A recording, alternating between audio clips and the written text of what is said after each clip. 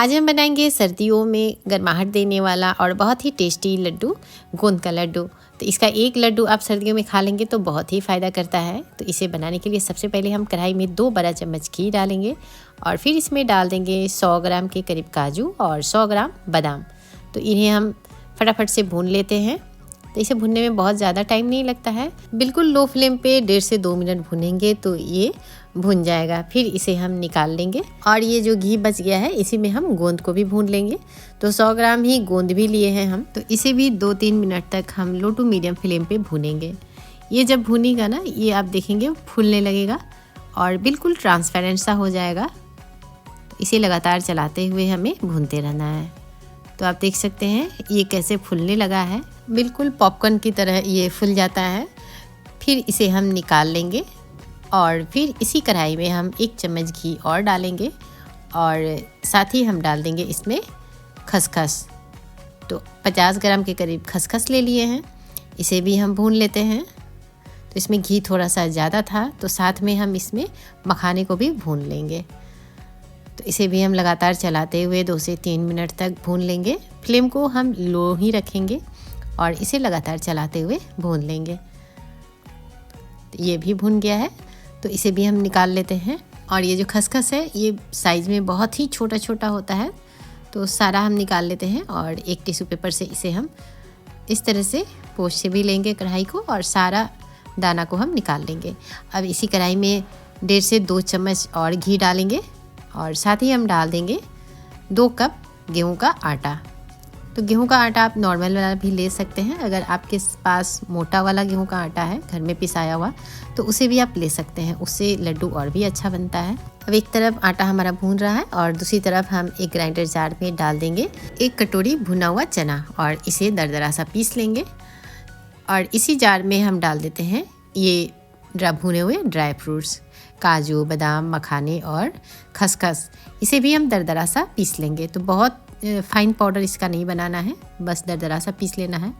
अब इधर आटा को भी हम छोड़ेंगे नहीं, बीच बीच में चलाते रहेंगे और फ्लेम को बिल्कुल ही लो रखेंगे। और ये जो गोंद भून कर रखे थे इसे हम एक कटोरी से इस तरह से क्रश कर लेंगे। इसे ना ग्राइंडर जार में डालकर नहीं पीसेंगे, नहीं तो बिल्कुल पाउडर हो जाएगा और उसमें अच्छा टेस्ट नहीं आएगा। अब एक कढ़ाई गरम करेंगे, उसमें डाल देंगे सूखा नारियल। तो सूखा नारियल को ग्रेट कर कर इसे हम हल्का सा भून लेंगे, बस 1 से 1.5 मिनट में ही ये भून जाएगा। इसके बाद इसे हम निकाल लेंगे और ये जो आटा है इसे भूनते हुए हमें 10 से 12 मिनट तक हो गया है और आटा लगभग भून चुका है। अब इसमें हम डाल देंगे ये भुने हुए चने जो हम पीस कर रखे थे, इसे मिक्स कर कर इसके साथ हम 2 से 3 मिनट तक और भूनेंगे।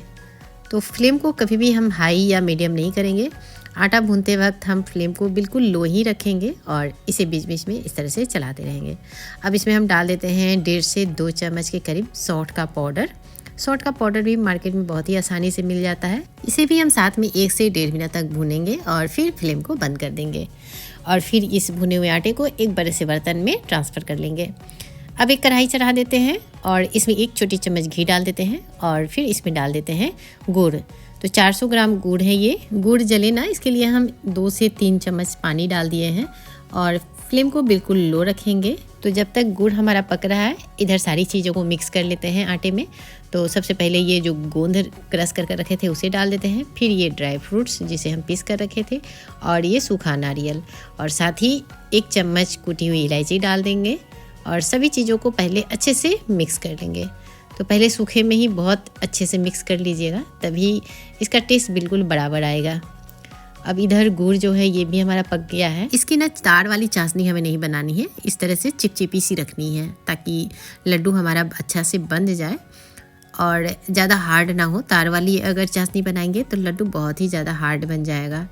अब गर्मा गर्म गुड़ को हम इस मिश्रण में डाल देंगे, आटे के मिश्रण में, और इसे पहले चम्मच से मिक्स करेंगे क्योंकि गुड़ अभी गर्म है और इससे ना हाथ जलने का डर है। तो पहले चम्मच से ही अच्छे से मिक्स कर लेते हैं। तो थोड़ी देर के बाद इसमें हम हाथ लगाएंगे। तो गुड़ ना बहुत जल्दी ठंडा हो जाता है और ठंडा होने के बाद बिल्कुल ये हार्ड हो जाता है, तो फटाफट इसे मिक्स करना ज़रूरी है। अब इसे थोड़ा सा हाथ से मिला लेते हैं और फिर हथेली में थोड़ा सा घी लगाएंगे ताकि ये चिपके ना, ये ना थोड़ी सी चिपचिपी हो जाती है और थोड़ा सा घी लगा लेने से ये आसानी से बन जाता है। तो जितना साइज़ का आपको बनाना है उस हिसाब से आप मिश्रण को हाथ में लें और इस तरह से लड्डू का शेप दे लें। तो बन गया ये गोंद का लड्डू। तो बस इसी तरह से हमें सारी लड्डुओं को बना लेना है। तो हाथ में इस तरह से दबाते हुए पहले आप लड्डू का शेप दे लें और हाथ से जब इस तरह से हम कर देते हैं तो लड्डू बिल्कुल चिकना हो जाता है और इसका शेप भी बिल्कुल गोल गोल हो जाता है। तो बस इस तरह से आप घर में ही बहुत आसानी से गोंद का लड्डू बना सकते हैं। इस तरह से बनाने से ना ये बहुत ज़्यादा हार्ड भी नहीं बनता है और ना ही ज़्यादा सॉफ्ट। तो इसे ना बच्चे और बूढ़े सभी खा सकते हैं और सर्दियों के मौसम में तो ज़रूर ही खाना चाहिए। ये बहुत ही फ़ायदा करता है और शरीर को बहुत ही गर्माहट देता है। तो इसका एक लड्डू अगर आप खा लेंगे तो बहुत सी बीमारियों से आप दूर रह सकते हैं। आप इसे ज़रूर ट्राई करें और मेरी बनाई हुई ये रेसिपी आपको पसंद आई हो तो मेरे चैनल को लाइक शेयर एंड सब्सक्राइब करना ना भूलें। मिलते हैं फिर से एक और नई रेसिपी के साथ। तब तक के लिए बाय बाय। Thank you.